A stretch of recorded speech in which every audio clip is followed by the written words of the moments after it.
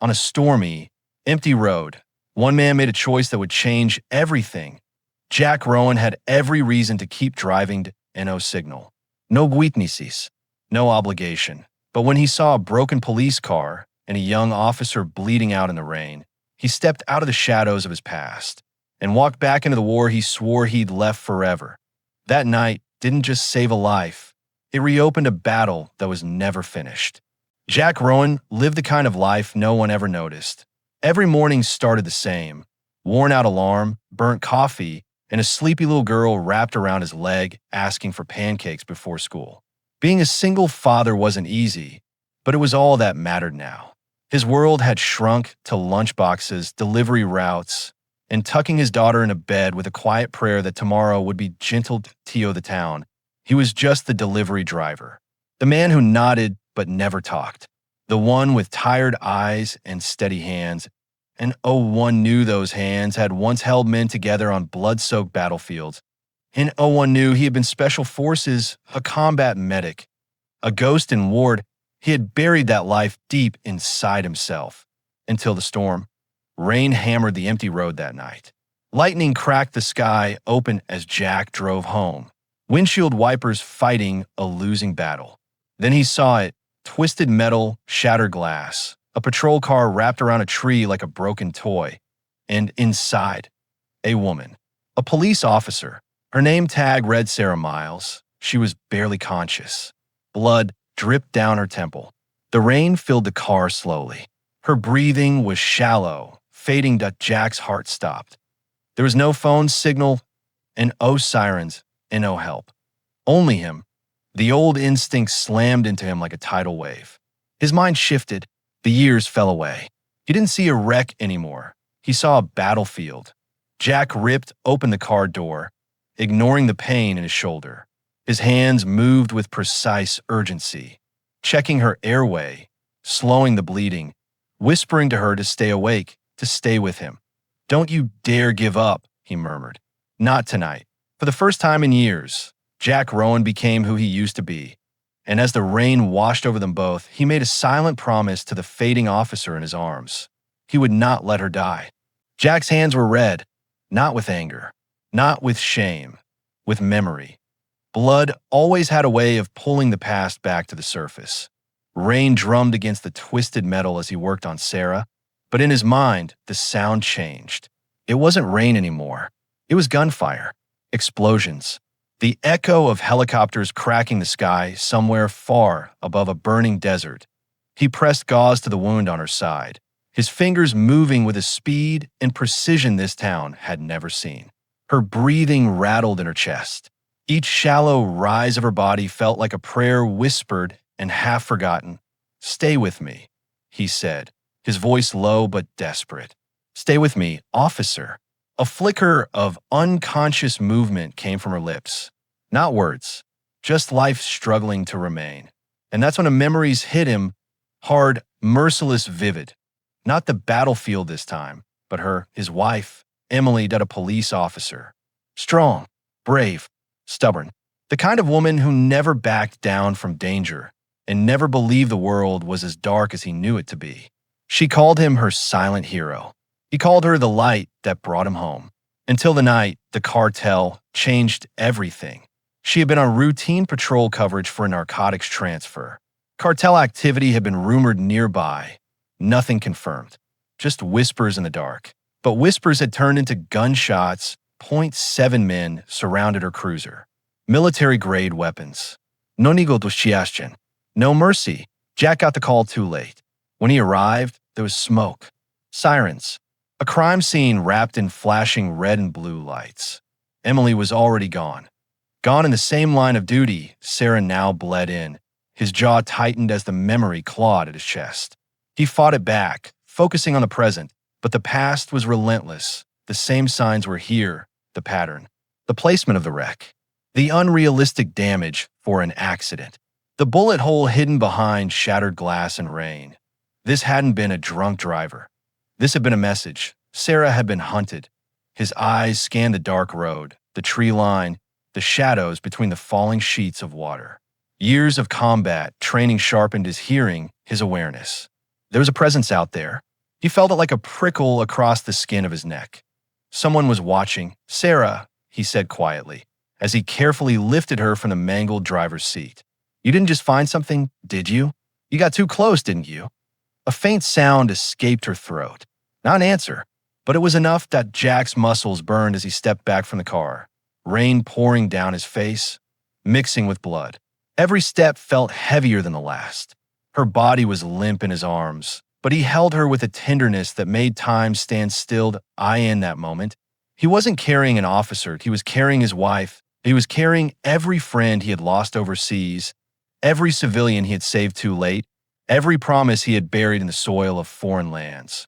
Lightning split the sky, and then the sound of an engine in the distance, not a siren, not helped out a low, deliberate growl, approaching. Jack turned just as headlights cut through the curtain of Zen, a black SUV. No markings, no plats. It stopped 20 yards away. Danger pulsed in the air. Instinct surged that he moved in one fluid motion, turning his body so that Sarah was shielded against his chest, his own back exposed to whatever was coming. His arms wrapped around her as if he could become a wall no bullet could pass through. The back door of the SUV cracked open, a shadow stepped out. Then, a flash of light, a gunshot rang through the storm. The world exploded. Not with pain, but with fire. The patrol car behind them ignited as if hell itself had reached up from the earth. Glass and metal burst outward. The ground shook beneath Jack's feet as the wreck became a fireball. He dropped to one knee, curling his body around Sarah, his back turning into a fortress. Shard struck him. Heat consumed the air, but he never let go. The explosion roared like a war cry. Just like back then, just like always, when the light cleared, smoke storming around him, Jack was still there, breathing hard, blood at his brow, his arms wrapped around her. Unmoved, a broken soldier became a protector once again. Slowly, through the blur of pain, he looked down at the officer in his arms. Sarah's eyes were open now, weak, confused, but watching him. Not the way a victim looks at a stranger, the way a survivor looks at a guardian. "Ew," she whispered hoarsely, rain sliding down her cheek. "You're not, just a driver." Their eyes locked. The world held its breath. Jack said nothing. But in that moment, Sarah Miles knew the truth. Beneath the worn jacket, beneath the quiet life, he was not just a single father, that he was not just a delivery man, that he was war, that he was survival, he was a warrior, and the storm around them was only beginning. The hospital smelled like antiseptic, steel, and prayers that had been whispered too often to still believe in. Machines hummed softly around Sarah Miles, filling the silence with steady beeps that sounded too fragile for something that had survived such violence. Tubes ran into her arms. Bandages wrapped her ribs, her shoulder, her forehead. But she was alive, alive. Because of him, Jack stood just outside the glass wall of the ICU, staring straight ahead. Not at the doctors, not at the floor, not at the reflection of a tired, blood-stained stranger in the window. He stared at the calm. And he didn't trust it. He had seen too many people breathe like this before they didn't. "You're not going in?" A voice asked behind him. He didn't turn. "Don't need to," Jack answered quietly. His voice carried a presence that didn't belong in a hospital hallway. "She's stable. Breathing is strong. Pupils reacted normally. No brain bleed from the blast. She'll wake up." The doctor frowned. "Those are not things a normal delivery driver knows." "No," Jack replied. "They're things a dead one does." Inside the ICU, Sarah stirred slightly. Her fingers twitched. A soft groan escaped her lips. The machine quickened its rhythm. "You're awake," the nurse whispered gently. Sarah's eyes cracked open, hazy at first, then sharp with awareness. Fear flickered, then memory, fire, glass. Zen, a man's arms shielding her from hell. She murmured weakly. "Where is he?" The nurse hesitated. "Who?" "The man." Sarah's voice trembled. "The one who saved me." The hallway outside was no longer quiet. Two detectives walked toward Jack, their eyes filled not with gratitude, but suspicion. "Jack Rowan?" one of them asked. "That's my name," Jack said without turning. "We need to talk to you." "So talk." "Not here." Jack finally faced them. Even wounded and exhausted, There was something about him that made seasoned officers square their shoulders and choose their words carefully. "You want answers," he said calmly. "Then ask better questions." They exchanged a glance. "How did you know how to treat her?" the older officer asked. "That car was a bomb waiting to go off, yet you extracted and stabilized her like a trained field surgeon." Jack's eyes darkened. "You already know the answer. I want to hear it from you." Silence stretched. Then, quietly, dangerously, he spoke, "Because I've done it before." Within 24 hours, the truth was no longer buried. Military records were pulled. Files were unlocked. Names long forgotten came unsealed. Jack Rowan was not just a single dad with tired eyes. He was a Silver Star recipient.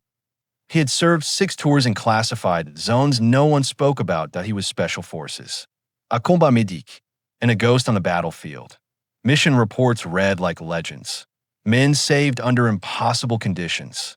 Whole units pulled out of death zones alive because of one man who refused to quit on them. And then, the final line, dishonorable discharge due to emotional withdrawal after the death of spouse in a cartel ambush. The room went silent when the reports hit the table. "So it's true," one officer whispered. "The same cartel that killed his wife is back." "Yes," the chief confirmed. "Bolder, organized, untouchable. And Officer Miles just happened to be the one who found them." Everyone looked at the photo on the screen, aerial surveillance. Warehouses near the edge of town. Unmarked trucks. Armed escorts. The ghost had returned. And the only man who had ever fought them and lived was now delivering groceries and packing lunches for a second grader. Jack sat alone at his kitchen table that night, the house dark except for the small lamp in the corner. His daughter's backpack hung on the chair. Crayons scattered where she had been coloring before bed. A tiny pink drawing lay in front of him, but a stick-figure soldier holding hands with a little girl that a crooked heart drawn around them. "Me and you, Daddy." "Forever," she had said. His chest tightened and a knock came at the door. He didn't move. Another knock. Firmer. Respectful. He opened it. Sarah stood there in a borrowed hoodie, bandages visible, her face pale, but her eyes clear. Alive. Fierce. Unbroken.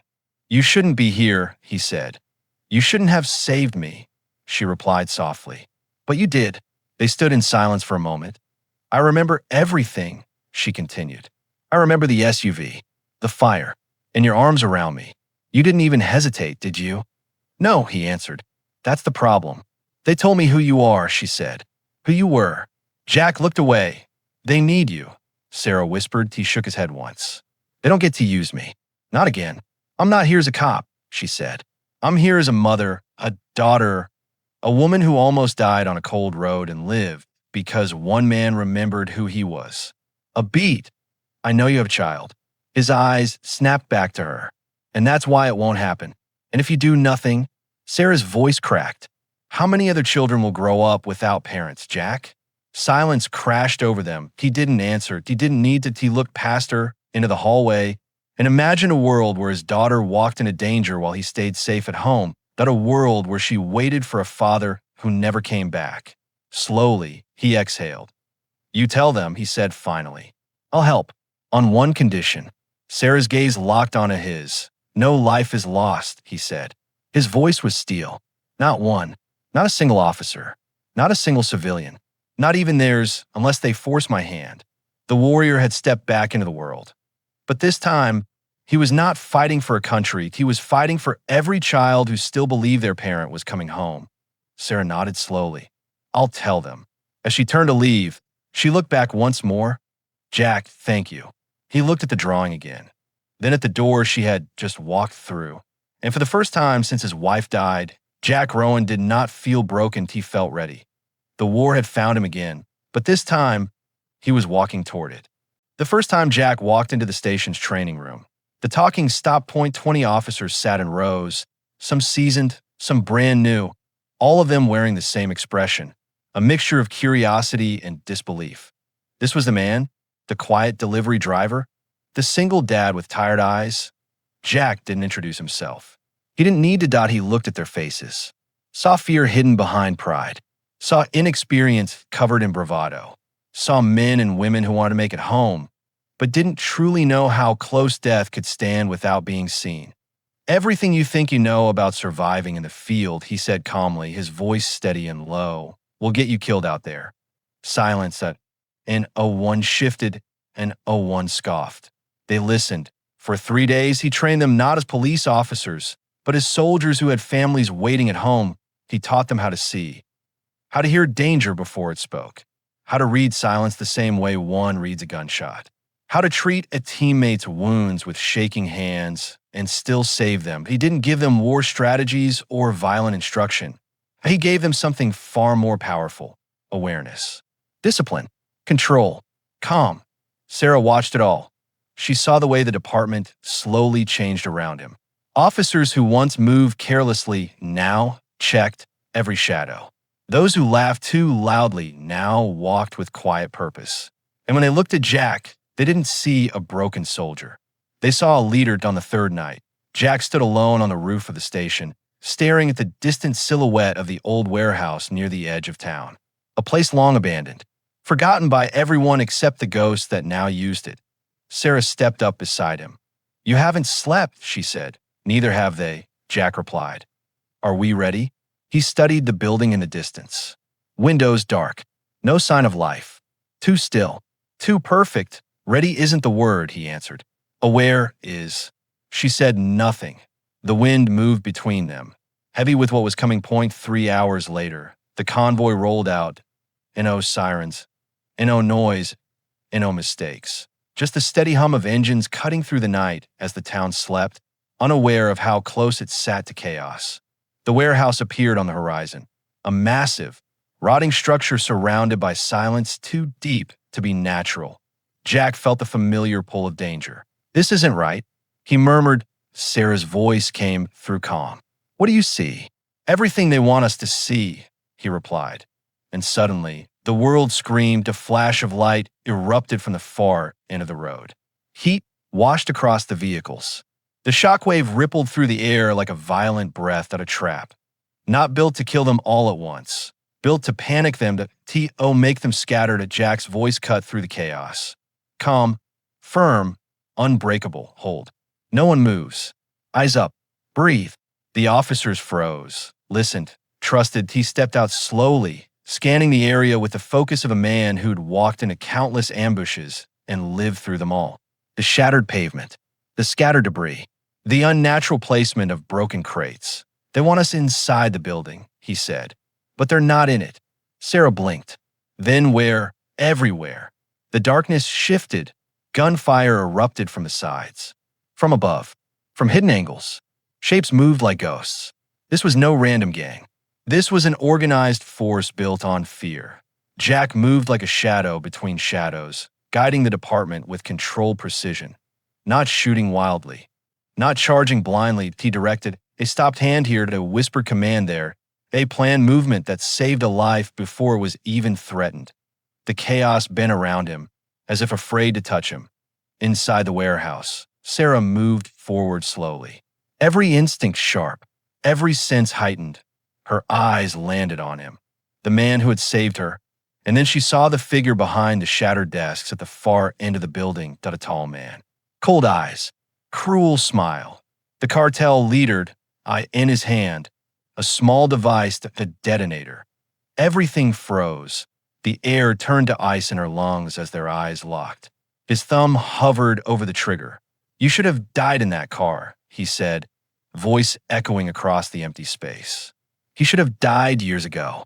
Sarah could hear her heartbeat louder than the explosions outside. Jack saw the moment instantly, and the world narrowed into one single second at a battlefield silence that few ever recognize. But he knew it well. He met her eyes from across the room. And he didn't shake his head. He didn't shout. He simply nodded once. "Trust." Sarah exhaled. "1 shot, 1 second, 1 perfect decision." The sound echoed through the warehouse as the cartel leader crumpled, the detonator skidding lifelessly across the floor. And just like that, the trap collapsed. The remaining attackers scattered, surrendered, fled into the night. Within minutes, the battlefield grew quiet, and no alarms, and no screams, and no last breaths, just stunned silence. Jack stood perfectly still as if waiting for the usual phone call that never came, another one lost.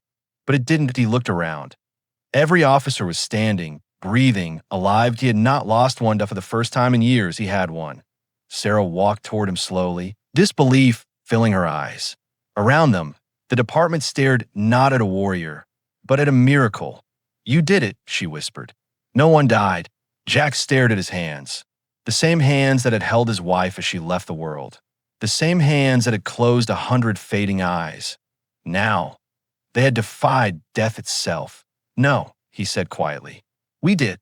The sun crept up beyond the broken windows, its light cutting through the darkness that had once consumed him. Outside, sirens from backup finally grew closer. Inside, Jack Rowan finally exhaled a breath he had been holding for years. The war was over. But for the first time in his life, he wasn't standing in the ruins of death, he was standing in the presence of life. And it was beautiful. The town didn't return to normal overnight. IT softened first, like a deep breath being released after years of holding it in. Jack Rowan didn't return to the field, didn't accept medals, didn't sit in interviews, didn't step back into the world of war. He returned to something far braver. Life on the edge of town, where an old, forgotten building once stood, a new sign was raised. Fresh paint, clean walls, sunlight spilling through open windows. Rowan First Response Training Center at first. People came quietly to a nurse who once froze in an emergency room, to a school teacher who had lost a student, to a bus driver who still heard the echoes of an accident that had changed everything. Regular people, broken people, people who had once wished they'd known what to do. Jack taught them how to stay calm when the world fell apart, but he didn't teach fear, that he taught purpose. How to slow your breathing when panic clawed at your chest, how to steady shaking hands. How to see the difference between seconds lost and seconds saved. How to be the reason someone gets to see tomorrow. Sarah watched from the doorway one afternoon as Jack knelt beside a teenage girl, carefully guiding her hands through a basic life-saving technique. His voice was gentle, patient, nothing like the man who had walked out of the fire. "You don't have to be perfect," he told her softly. "You just have to care enough to try." Outside, his daughter sat on the steps, swinging her legs, crayons scattered in her lap as she drew pictures of her father teaching people to help others. "This is my hero," she explained to a passerby. "He saves people, but he also makes new heroes too." Jack heard it and had to turn away for a moment because his eyes burned in a way they never had on the battlefield. Years ago, he had lived only for survival. Now, he lived for growth. On quiet afternoons, he still sat in his truck for a moment before driving home. The air warm, the road peaceful, the world alive. Hanging from the rearview mirror was a simple, worn bracelet. Never leave a fallen. IT had once been his anchor in war. A promise made in blood and carried through fire. Now, it was no longer something he had to live by. It was something he had lived through. He didn't wear it anymore because he didn't walk among the fallen. He walked among the living. And every time a student passed their training, every time a civilian saved a stranger on a street corner, every time someone remembered his words in their darkest moment, Jack knew something deep in his bones. The man who once existed to fight death now existed to protect life. Sarah stood beside him one evening as the sun dipped low, turning the sky gold. "You changed everything here," she said. Jack looked at the building. The laughter, the open doors. "No," he replied quietly. "I just finally stopped running from who I was supposed to be." In the distance, a child laughed. A siren passed without urgency. The world kept moving. But for the first time in a long time, so did he, forward, free, and finally at peace. Some men are born for war. Others are forged by love. Jack Rowan was once a ghost on the battlefield, a man surrounded by death. But in choosing to save one life, he found a new mission: to protect them all.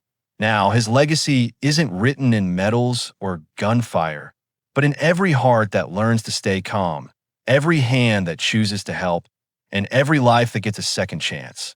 Because real heroes don't destroy, they teach the world how to live.